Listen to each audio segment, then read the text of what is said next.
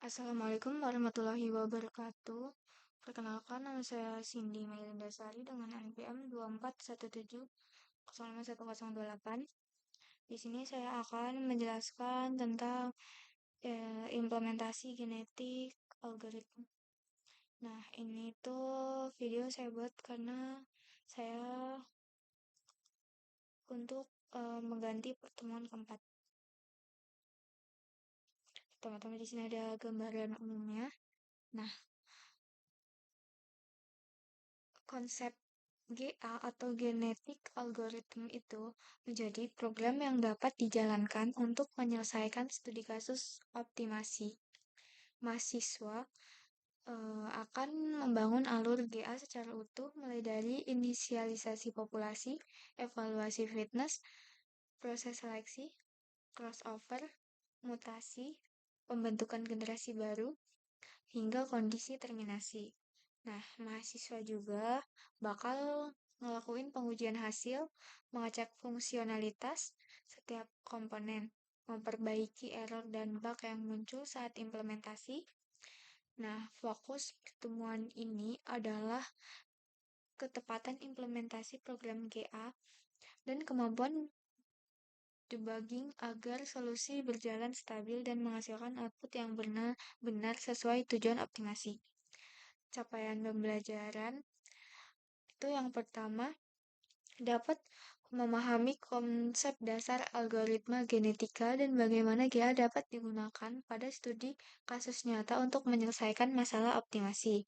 Yang kedua itu, mengimplementasikan komponen utama GA dalam program Python meliputi representasi solusi, inisialisasi populasi, fitness function, seleksi, crossover, mutasi, dan pembentukan generasi baru. Yang ketiga, melakukan debugging untuk mengatasi error dan bug yang muncul selama proses implementasi, lalu memastikan program kembali berjalan benar. Yang keempat, menjelaskan hasil eksekusi GA berdasarkan output program seperti solusi terbaik, nilai fitness, dan perubahan solusi antar generasi. Yaitu kita masuk ke materinya. Yang pertama itu ada knapsack problem. Knapsack atau masalah knapsack merupakan salah satu masalah optimasi kombinatorial yang melibatkan pemilihan sejumlah objek atau item dari kumpulan objek yang tersedia. Tujuan dari masalah ini adalah untuk mencari kombinasi objek atau item yang memberikan nilai tertinggi atau keuntungan maksimum dengan mempertimbangkan batasan kapasitas yang ada. Setiap item itu punya bobot atau biaya, misalnya ada berat, volume, waktu, atau anggaran, dan punya nilai atau manfaat, misalnya itu ada profit, prioritas, atau skor. Tujuannya itu buat memaksimalkan total nilai tanpa melampaui kapasitas. Nah, varian knapsack yang paling sering dipakai itu ada 0 atau 1 knapsack. Jadi setiap item hanya bisa dipilih atau tidak dipilih.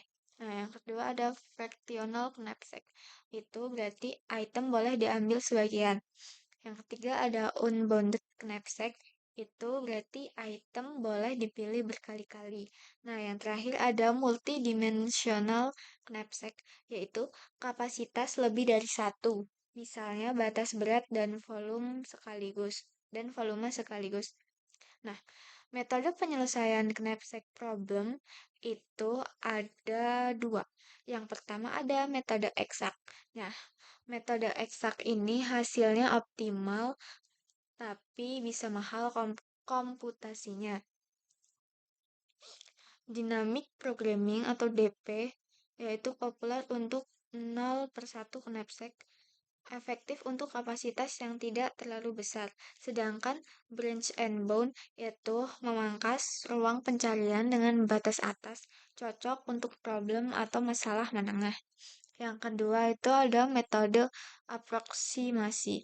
Nah, metode aproksimasi itu mendekati optimal dan lebih cepat. Itu contohnya ada greedy, yaitu dia optimal untuk functional knapsack berdasarkan rasio nilai atau berat. Jadi, nggak selalu optimal buat 0/1. Yang kedua ada FPTAS atau Fully Polynomial Time Approximation Scheme. Itu jenis algoritma aproksimasi terbaik untuk masalah optimasi kombinatorial.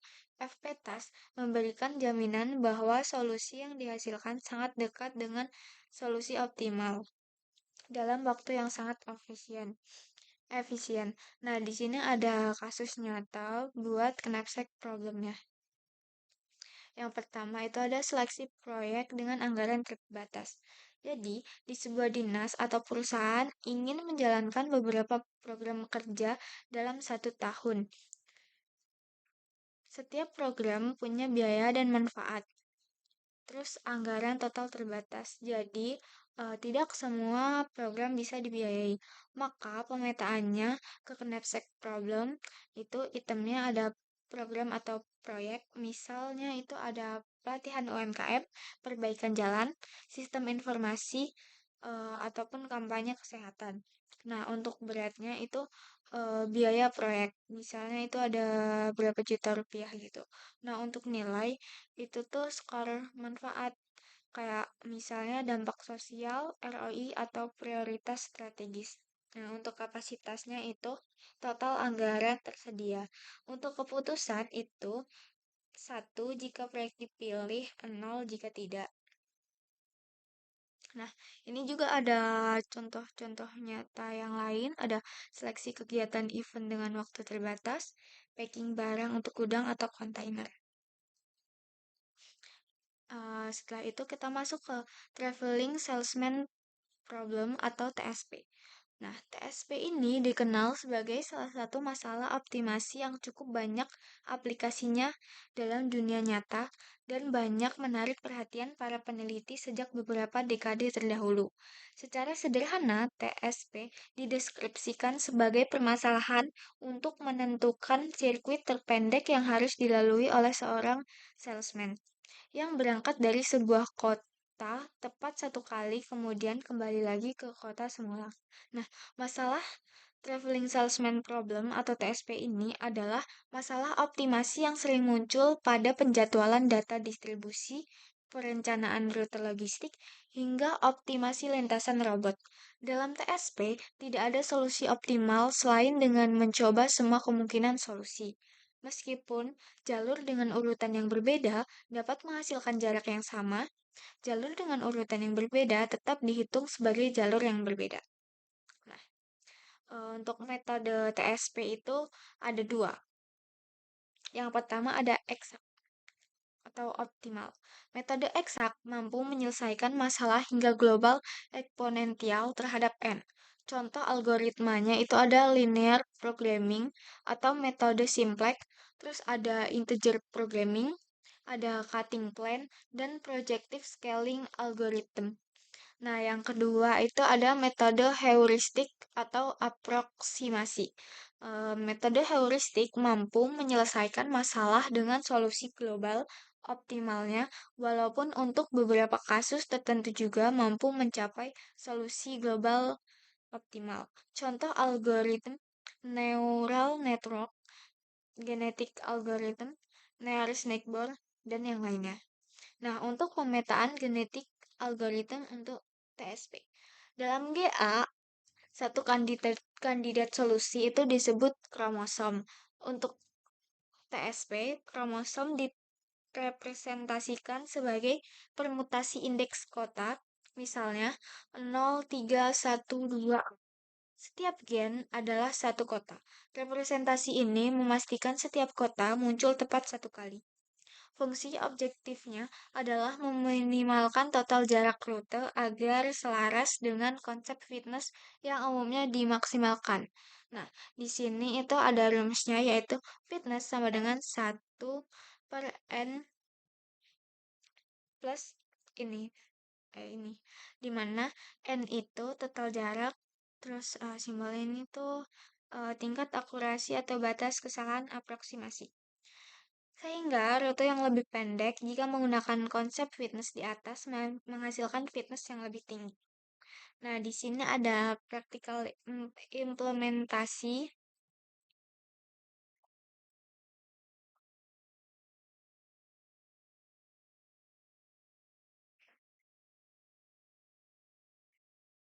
Yang pertama itu ada import library. Nah, NumPy ini tuh buat mengolah array dan operasi cepat. Sedangkan Matplotlib itu buat visualisasinya. Nah, kalau import mat itu buat perhitungan matematika dasar. Nah, di sini ada representasi kota dalam TSP. Ini codingannya kelas citynode def init self x integer y integer non self x integer sama dengan x self y integer sama dengan y. Setiap kota dalam TSP direpresentasikan sebagai objek dengan koordinat x, y. Misalnya, jika kota memiliki city node 30,50, berarti kota tersebut berada di titik 30,50. Nah, jadi x-nya itu 30, y-nya 50. Yang self ini tuh buat menyimpan nilai koordinat ke dalam atribut objek self, menyimpan nilai koordinat ke dalam atribut objek. Habis itu ada fungsi menghitung jarak antar kota. Nah, ini tuh kita tuh gunain rumus Euclidean distance. Dan CTS adalah list yang isinya objek city node. Ini ya, CTS ini tuh isinya objek city node. Nah, nih, def get this A integer, B integer, return mat. Nih, ini rumus Euclidean distance-nya. Habis itu ada fungsi menghitung jarak total dari path. Path itu tuh urutan kota dalam bentuk array. Nah, total itu nampung akumulasi jaraknya. Setiap iterasi fungsi menghitung jarak kota sebelumnya ke kota sekarang, lalu jarak itu dijumlahkan ke total. Ini return total. Habis itu ada fungsi mutasi. Nah, fungsi mutasi pada GA untuk TSP.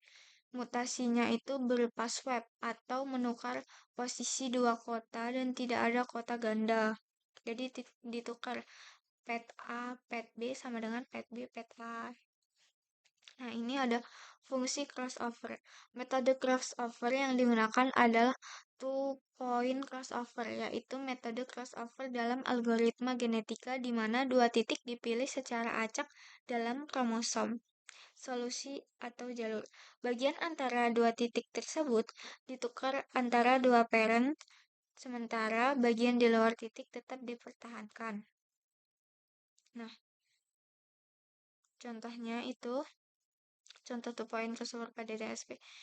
Itu kan ada parent 1, parent 2. Parent satunya itu ada 0, 1, 2, 3, 4, 5, 6, 7, 8, 9. Sedangkan di parent 2 itu ada 0, 2, 4, 6, 8, 1, 3, 5, 7, 9. Nah, langkah pertama itu pilih dua titik crossover, misal 3 dan 6.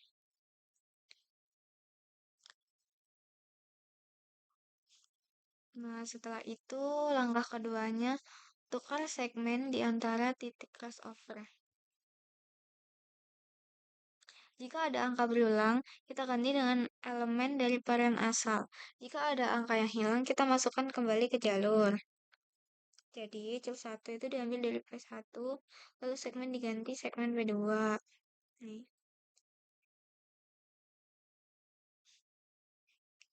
Karena ada yang sama itu duplikasinya ada angka 1, 68, hilang 3, 4, 5. Oke, itu terus abis itu langkah ketiganya dihilangin duplikasinya terus masukin yang hilang. 0, 1, 2, 6, 8, 3, 4, 7, 5, 9. Nah, ini yang hilang dimasukin. Terus duplikasinya yang 1, 6, 8 ini dihilangin. Yang child 2 juga kayak gitu. Habis itu masuk ke fungsi algoritma genetikanya. Ini codingannya. Terus habis itu ada visualisasi rute terbaiknya. Kayak gini. Terus ini visualisasi plot convergence-nya. Nah, sekian yang dapat saya sampaikan. Saya mohon maaf bila ada salah kata. Saya akhiri. Wassalamualaikum warahmatullahi wabarakatuh.